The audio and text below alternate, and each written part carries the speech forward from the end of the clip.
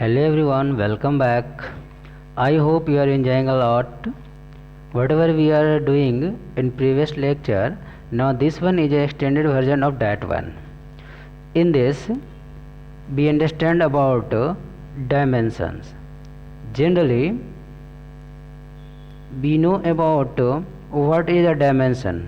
First, dimension में जो होते हैं आपके दो चीज़ होती हैं. पहला तो ये आपका एक यूनिट होगा. नेक्स्ट जो होता है उसकी एक वैल्यूज होती है जिसको क्वांटिटेटिव वैल्यूज बोलेंगे. अब इसी को मिला करके जो बनता है आपका पूरा का पूरा डायमेंशंस बनते हैं. अगर मैं इसके डिफिनीशंस की बात करूं तो सिंपली अगर कहूँगा कि ये जो है एक जो है आपका फिजिकल क्वांटिटीज है, यानी फंडामेंटल क्वांटिटीज है जो बिलोंग करेगा आपका एक क्लास ऑफ फिजिकल क्वांटिटी से जिसके अपने ही काइंड्स होंगे. एक मिनट,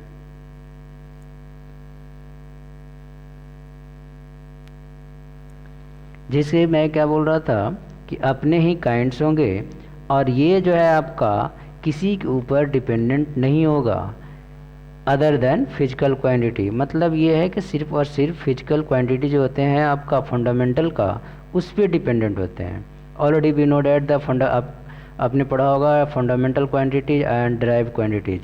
तो फंडामेंटल पे डिपेंडेंट होगा, ड्राइव पे डिपेंडेंट नहीं होगा, क्योंकि ड्राइव जो होता है आपका फंडामेंटल पे डिपेंडेंट होते हैं. तो ये लॉजिक्स हैं इनके. नेक्स्ट जो आता है आपका कि अब इसके लिखोगे तो कैसे लिखोगे आप. देखो भाई, इसको लिखने के लिए क्या करेंगे, सबसे पहले जो है आपका जो भी आपके जो फंडामेंटल क्वांटिटीज होते हैं उनको जो है अपने लोग सिंबॉलिक रिप्रेजेंटेशन ले लेंगे. इसका मतलब जैसे कैपिटल एन हो गया मास के लिए, लेंथ के लिए आपका जो हो गया एल, लंबाई वगैरह ले लेते हो जो डिस्टेंस मेजरमेंट के लिए. नेक्स्ट वन जो होता है टाइम मेजरमेंट के लिए टी. तो इसे क्या करेंगे एक बिगर ब्रैकेट के अंदर में लिखेंगे कैपिटल एम. जब अपने लोग डायमेंशन रिप्रेजेंट करते हैं तीनों को एक ब्रैकेट में लिखते हैं like this M L T. ये होता है डायमेंशंस. अब आते हैं नेक्स्ट पे. अगला कहता है आपका डायमेंशनल फार्मूला और डायमेंशनल जो है आपका एनालिसिस की बात करेंगे. देखो भाई, ऐसा है कि इसमें जो है सिंपल पहले समझते हैं इसका मतलब क्या है. फॉर्मूला जो होता है बताता है कि कोई भी quantity how and which of the fundamental units, इसके बारे में आपका बताएगा जो यूज हुआ है. मतलब जब कुछ भी मेजर करोगे तो कैसे, इसका मतलब how and which quantity should be use during measurement of that quantity. Simple सा लॉजिक यही है कि जब आप मेजर कर रहे हो तो आप कैसे मेजर किए हो, किन किन चीज़ों का यूज किए हो, इसके बारे में आपको जो है डायमेंशनल फार्मूला बता देगा. नेक्स्ट जो आता है आपका जब इसको लिखोगे एक रिप्रेजेंटेशन में लिखोगे विद इन ब्रैकेट आप क्या करते हो इसके जो है फॉर्मेट में लिखते हो उसके जो भी बेसिक चीज़ें यूज हुई उसको. अपने लोग का जो डायमेंशन लिखने का तरीका होता है पहला होता है एम, फिर होते हैं एल, फिर होते हैं टी. अब इसमें से हम देखते हैं एरिया की बात करते हैं. जैसे एरिया का जो होता है आपका फॉर्मूला वो होता है लेंथ इनटू ब्रेथ. लेंथ भी डिस्टेंस है, ब्रेथ भी डिस्टेंस है. तो अगर हम बात करेंगे लेंथ को तो अपने लोग एल से रिप्रेजेंट करते हैं, ब्रेथ भी आपका डिस्टेंस है यानी कि डिस्टेंस एल में आ जाएगा. फाइनली इसको लिखोगे एल स्क्वायर.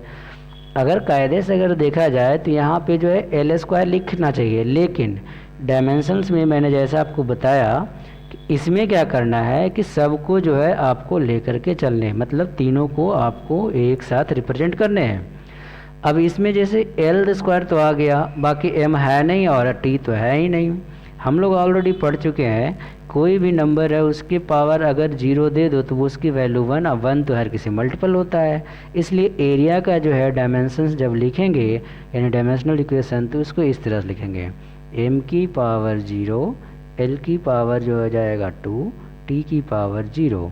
ये आपका जो है एग्जैक्टली डायमेंशनल इक्वेशन हो गया. नेक्स्ट वन जो आएगा आपका वो है कैरेक्टरिस्टिक्स. इसके कैरेक्टरिस्टिक्स की बात करते हैं तो सबसे पहली बात तो ये है कि डायमेंशंस जो होते हैं आपका एक तरह की ये फिजिकल क्वांटिटी ही है, लेकिन ये क्या होते हैं आपका जो भी सिस्टम में यूनिट्स यूज हुआ होगा उससे इंडिपेंडेंट होते हैं, इनको उनसे लेना देना नहीं होता है।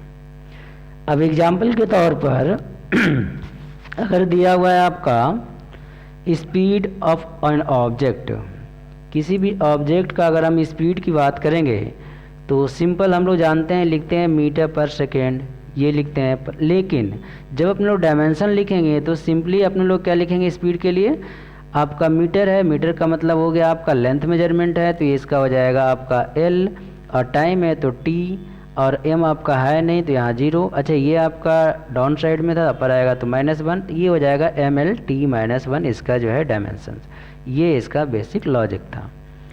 नेक्स्ट वन कहता है ये है आपका, एक मिनट ज़रा मैं इसको थोड़ा साफ कर लूँ।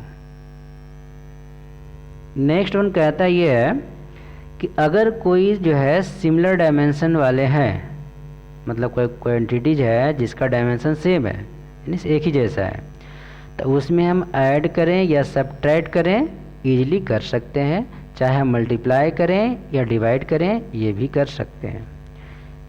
अब जैसे अपने लोग जो है ऐड करेंगे या सब्ट्रैक्ट करेंगे तो आसानी से हो जाएगा, कहीं कोई दिक्कत नहीं है। लेकिन जब अपने लोग जब मल्टीप्लाई या डिवाइड करेंगे तो एक नया रिजल्ट निकल के आएगा जिसको हम लोग बोल सकते हैं ये थर्ड क्वांटिटीज हो जाएंगे। तो ये थे इसके बारे में।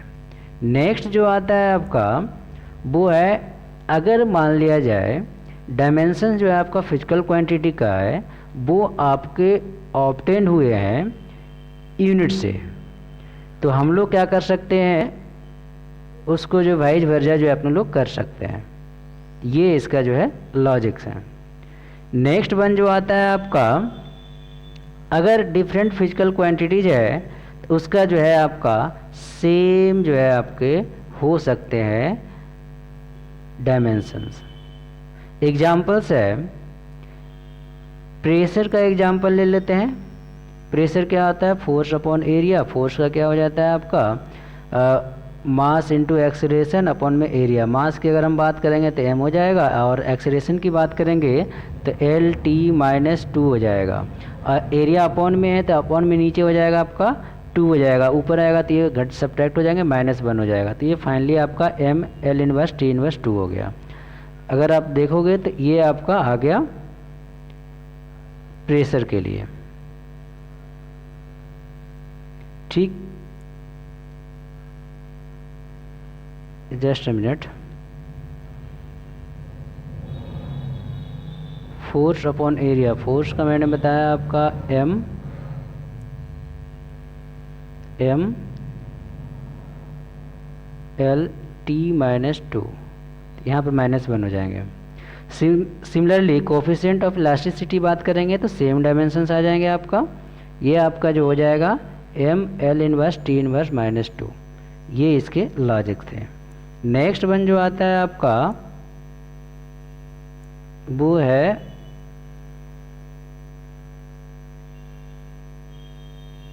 डिटर्मिनेशन।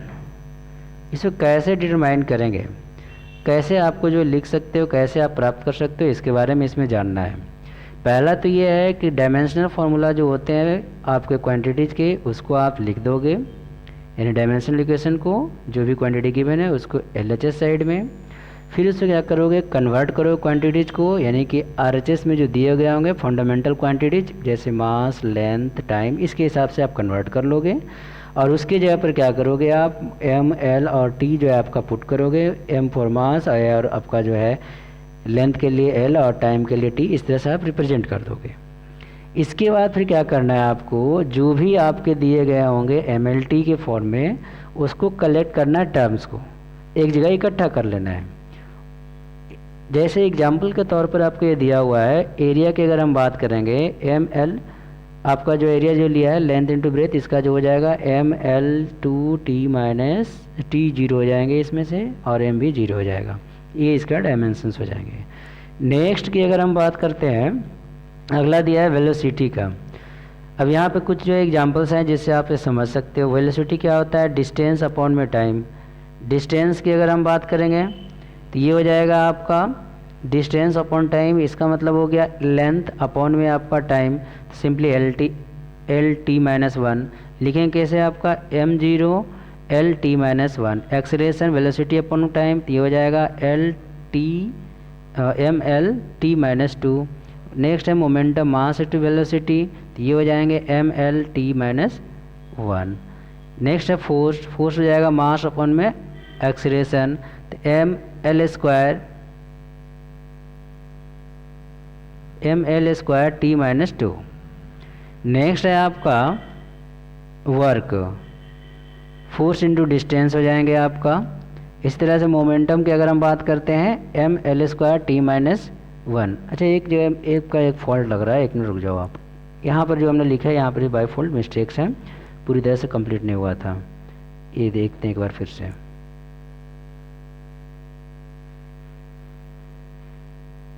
देखिए हमने जो बोला प्रेशर, प्रेशर क्या होता है आपका फोर्स अपॉन में एरिया, और आपका फोर्स क्या होता है मास इंटू एक्सेलरेशन अपॉन में एरिया।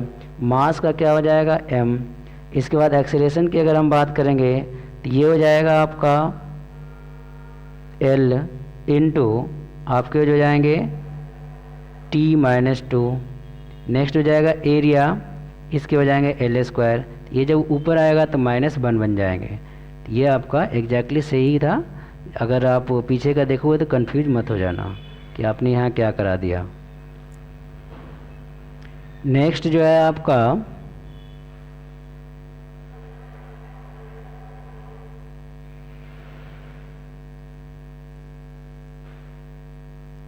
नेक्स्ट जो है वर्क का फोर्स इंटू डिस्टेंस, ये सिंपली आ जाएगा वर्क हो, मोमेंटम हो, एनर्जी हो, मोमेंटम ऑफ फोर्स हो, सबके हो जाएंगे M inverse L T minus two. Next one जो है आपका वो है काइनेटिक एनर्जी का। काइनेटिक एनर्जी लो या फिर पोटेंशियल एनर्जी लो, दोनों में सेम ही आएगा, एनर्जी के टर्म में ही आते हैं। Half M B square put करोगे वैल्यू तो आ जाएगा एम, आपके जो एम है L square T minus two, ये आ जाएंगे आपका M L square T minus two, ये इसके डायमेंशन हो जाएंगे। नेक्स्ट जो है आपका स्पेसिफिक हीट कैपेसिटी। अपन लोग जानते हैं हीट जो होता है Q is equal to M S del T. आप देखो टी फॉर टेम्परेचर, यहाँ पे मैंने थीटा से इंडिकेट किया है, तो ये जो है आपको हमें निकालना है एस की वैल्यू, तो क्यू अपन एम एस टी, इसको heat upon mass into temperature finally put करोगे तो आपका निकल के आ जाएगा। एक नया यूनिट लिया है यहाँ पर के जो है टेम्परेचर को केल्विन के हिसाब से इंडिकेट किया जाता है। टी फॉर टाइम है, ऐसा नहीं कि अब यहाँ पर कन्फ्यूजन की बात यह है कि टाइम भी टी से है, टेम्परेचर भी टी से, लेकिन इसको हम लोग ऑलरेडी कंसिडर कर चुके हैं कि टी लेंगे, तो जाहिर सी बात है इसके जो है आपके अदर जो साइंटिस्ट नेम है उसके हिसाब से हम लोग ले लेते हैं केल्विन के हिसाब से। नेक्स्ट जो आएगा आपका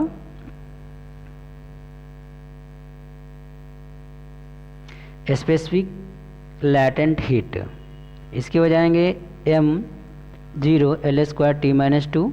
चार्ज है तो चार्ज बराबर होता है q is equal to I into T, I for current. Current को एम्पियर ने दिया था इसलिए उसको a से ही इंडिकेट कर देते हैं a, और t जो हो जाएगा आपका टाइम के लिए, ये हो जाएंगे इसके डायमेंशन a/t। अगर एग्जैक्टली अगर लिखोगे तो इस तरह से आएगा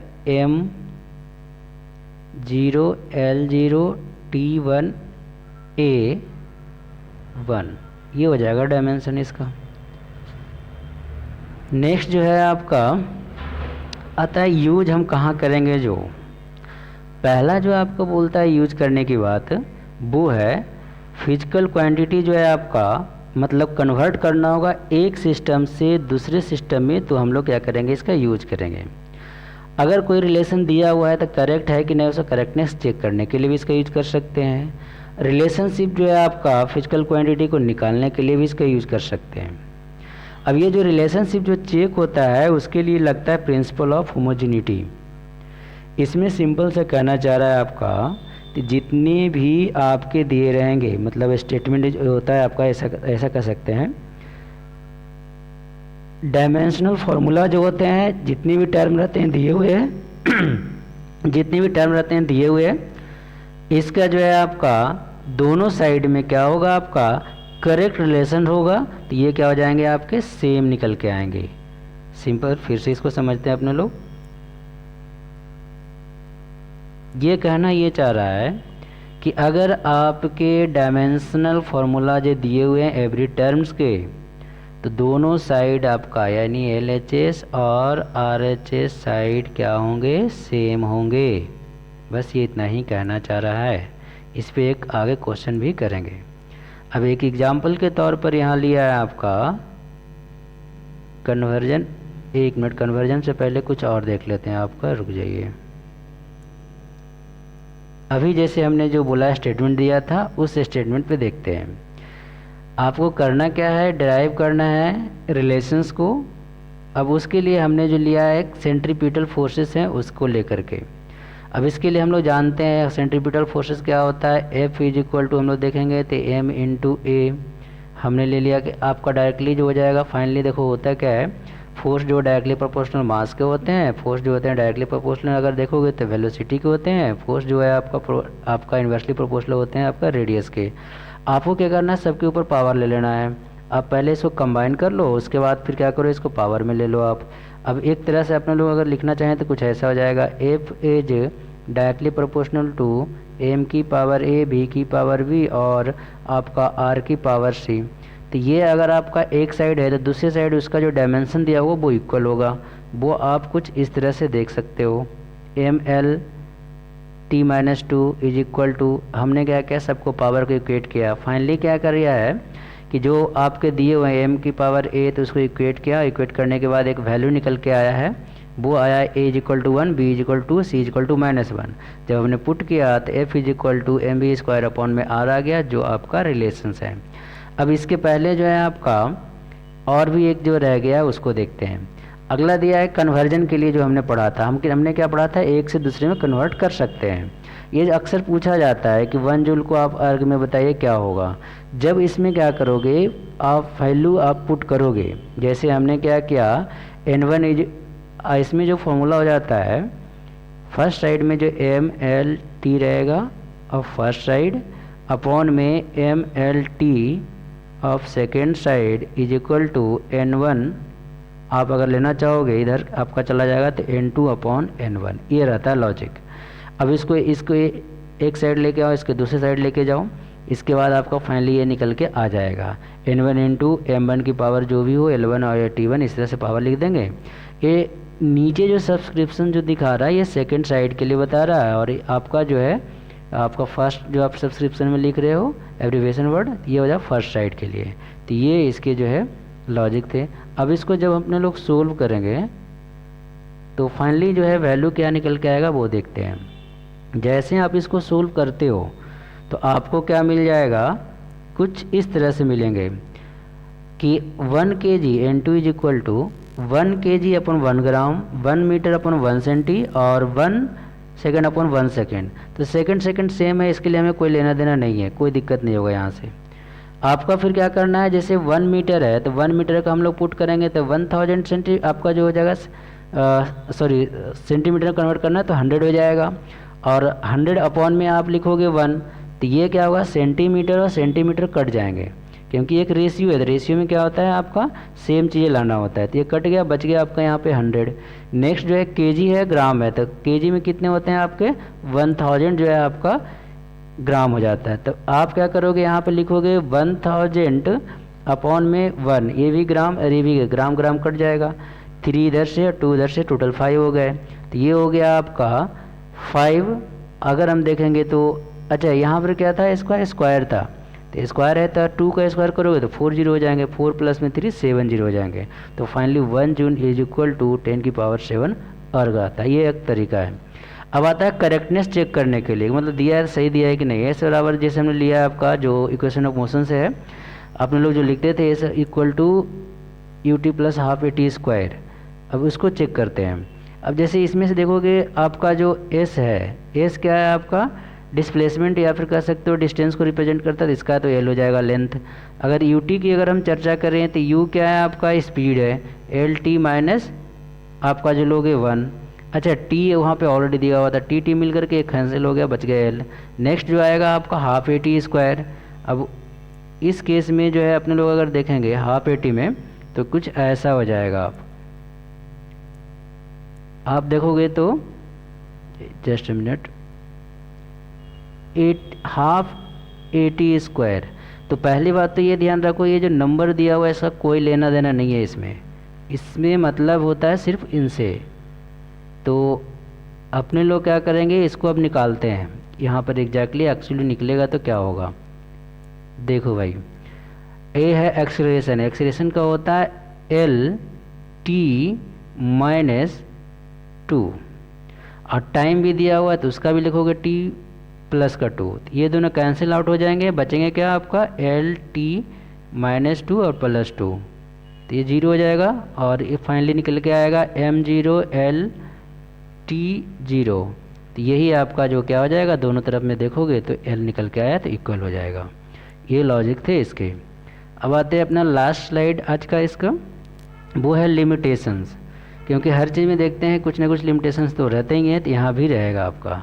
पहली बात तो ये है आपका जो कांस्टेंट होते हैं यानी प्रोपोर्शनलिटी के बारे में, उसके बारे में कोई इन्फॉर्मेशन नहीं देगा। कहता है no information regarding the constant of proportionality involving in the equation. Equation में जो कांस्टेंट लगाते हैं उसमें कोई भी आपको नहीं बताएगा। एक एग्जांपल के तौर पर अभी हमने जैसे निकाला था centripetal forces F is equal to के into m B square upon में R। तो इसमें K के बारे में चर्चा नहीं करता कि एक्चुअली है तो क्या है, ये कहना चाह रहा है ये। नेक्स्ट वन जो आता है आपका, ये जो है एक्सप्रेशन जो है आपका ट्रिग्नोमेट्रिक फंक्शन में नहीं यूज होगा, क्योंकि ये बता नहीं पाएगा उसको, ये ड्राइव नहीं कर पाएगा। इसके साथ जो है आपका एक्सपोनेंट के फॉर्म में रहेगा, उसको भी ये ड्राइव नहीं कर पाएगा। इसके साथ साथ लास्ट आता है आपका जो फिजिकल क्वांटिटी डिपेंड रहते हैं अदर फैक्टर पे, मोर देन 2 और 3 फैक्टर्स पे, इसके बारे में नहीं बताया पाएगा। तो ये इसके जो है लिमिटेशंस थे। आई होप ये आपको समझ में आ गया होगा। आप इसका जो स्क्रीनशॉट ले करके रीड करके देखना, आपसे सारे के सारे बनेंगे। और आज का ये जो है आपका कंप्लीट हो गया। नेक्स्ट जो है आपका 2 पार्ट्स और हैं जिसमें से एरर आएगा, और उसके बाद जो इंस्ट्रूमेंट है उसके बारे में ही बताऊंगा। हालांकि आपने लोग अगर पढ़ना शुरू करें तो पहले वो आता है और ये चीज़ें जो है बाद में आती हैं, लेकिन ये इम्पॉर्टेंस है। और इसके बाद फिर हम देखते हैं एरर भी उतना ही इम्पॉर्टेंस है, इंस्ट्रूमेंट भी इम्पॉर्टेंट है। तो 1 बाई 1 हम क्या करेंगे, सबको जो है कंप्लीट करेंगे। और कंप्लीट करने के बाद आपका जो है सिर्फ और सिर्फ न्यूमेरिकल ही चलेगा 2-3 क्लास, जिससे आपका क्या पूरा इस पर पकड़ मजबूत हो जाए। चाहे वो नीट का हो या अपने क्लास का टेस्ट हो, आप बढ़िया इसमें स्कोर कर सको। Thank you, thanks for watching.